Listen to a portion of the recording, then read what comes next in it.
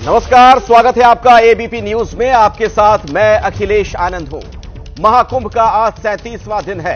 अब तक करीब 53 करोड़ से अधिक संगम में आस्था की डुबकी लगा चुके हैं और अभी भी देश और दुनिया के अलग अलग हिस्सों से श्रद्धालुओं के संगम पहुंचने का सिलसिला जारी है। और इन सब के बीच सेंट्रल पोल्यूशन कंट्रोल बोर्ड ने नेशनल ग्रीन ट्रिब्यूनल में एक रिपोर्ट दायर की है। अभी की ब्रेकिंग न्यूज आपको बता दें। रिपोर्ट में कहा गया है, महाकुंभ के दौरान प्रयागराज में कई जगहों पर गंगा और यमुना का पानी स्नान के लायक नहीं है।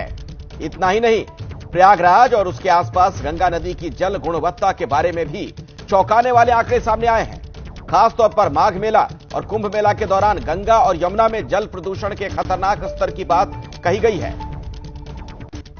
स्वास्थ्य और पर्यावरण को लेकर चिंता जताई गई है। इस रिपोर्ट में 4 बातों पर फोकस है। पहली बात यह, नदी जल की गुणवत्ता में गिरावट। दूसरी बात इस रिपोर्ट में यह है, सीवेज ट्रीटमेंट प्लांट पर क्षमता से ज्यादा दबाव। तीसरी बात, जियो ट्यूब फिल्ट्रेशन सिस्टम फेल। और चौथी बात इसमें कही गई कि प्रमुख नालियों में निगरानी का अभाव है। अब इस मामले की अगली सुनवाई 19 फरवरी यानी कल होगी। तो गंगा यमुना स्नान के लायक नहीं, यह बात कही गई है इस रिपोर्ट में। प्रयागराज में प्रदूषण को लेकर गंभीर सवाल खड़े किए गए हैं। आइए सीधे मैं आपको लिए चलता हूं। मेरे सहयोगी अंकित गुप्ता विस्तार से यह खबर आप तक पहुंचाने वाले। अंकित, इसमें तो जो बातें कही गई हैं रिपोर्ट में, यकीनन चिंता बढ़ाने वाली बात है। बिल्कुल, ये चौंकाने वाले तथ्य है क्योंकि ये कुंभ इस समय महाकुंभ चल रहा है जहां पर करोड़ों लोग स्नान कर रहे हैं। लेकिन जो सेंट्रल पोल्यूशन कंट्रोल बोर्ड की ये रिपोर्ट है, ये अपने आप में जो चौंका रही है। क्यों चौंका रही है, क्या क्या तथ्य हैं? हमारे साथ में इस मामले में जो याचिकाकर्ता वकील हैं गौरव बंसल, वो है। गौरव, ये जो मामला जो सीपीसीबी की रिपोर्ट है, क्यों ये चौंकाने वाली है? क्या गंगा यमुना का पानी नहाने योग्य भी नहीं है क्या? देखिए, ये एक बहुत ही दुखद बात है कि जिस तरीके से एक नैरेटिव दिया गया था कि 144 साल बाद अपने पुण्य को कमाइए और सारे पाप धो लीजिए, तो उसमें एक नैरेटिव ये भी है कि शायद वो पाप और ज्यादा, क्योंकि जिस तरीके से इस टाइम पे गंगा जी की और यमुना जी की हालत, तो संगम की हालत है, वो बहुत ही दयनीय है। रिपोर्ट में क्या है, क्या वो तथ्य है जिसके वजह से कहा जा रहा है कि पानी नहाने योग्य तक नहीं है? देखिए, पानी नहाने योग्य के लिए कुछ पैरामीटर्स है। उसमें यह है कि फीकल कॉलिफॉर्म नहीं होना चाहिए। फीकल कॉलिफॉर्म होता है जो हमारा मलमूत्र है।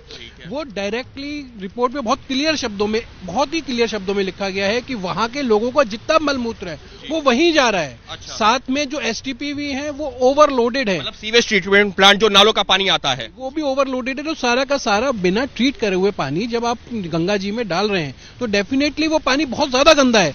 उसका लोग आचमन कर रहे हैं। तो देखिए, भक्ति के नाम पर अगर आप साइंस को भी थोड़ा सा तो मानना पड़ेगा ना।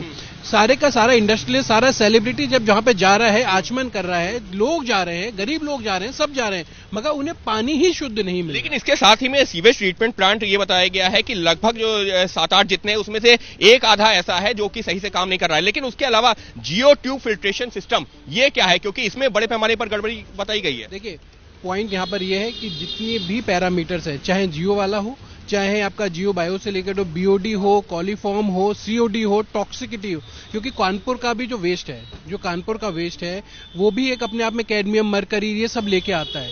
तो जब आप पूरा का पूरा पानी तो प्रवाह कर रहा है ना, तो जब सारा का सारा पानी जा रहा है तो गंदगी तो साथ लेते हुए आ रहा है। हाँ। तो जब आप इसको इस तरीके समझ सकते हैं कि एक पानी था जो साफ आ रहा था ऊपर से, नदी नाले मिलते चले गए, इंडस्ट्री का सारा वेस्ट मिलता चला गया, केमिकल्स मिलते चले गए, तो आज के समय में जो पानी की शुद्धता है वो तो जीरो है। साथ में लेकिन वहां तो लोग आचमन भी, क्योंकि जब ऐसा जो है कोई कार्यक्रम होता है, नदी के किनारे जाते हैं लोग, आचमन भी करते हैं, नहाना तो क्या होता ही है।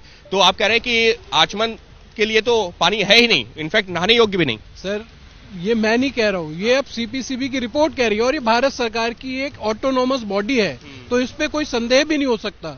तो सीपीसीबी आचमन तो बहुत दूर की बात है। आप उसको, मतलब आप उसमें उतर नहीं सकते नहाने के लिए, जिस तरीके की रिपोर्ट है उसका ये कहना है।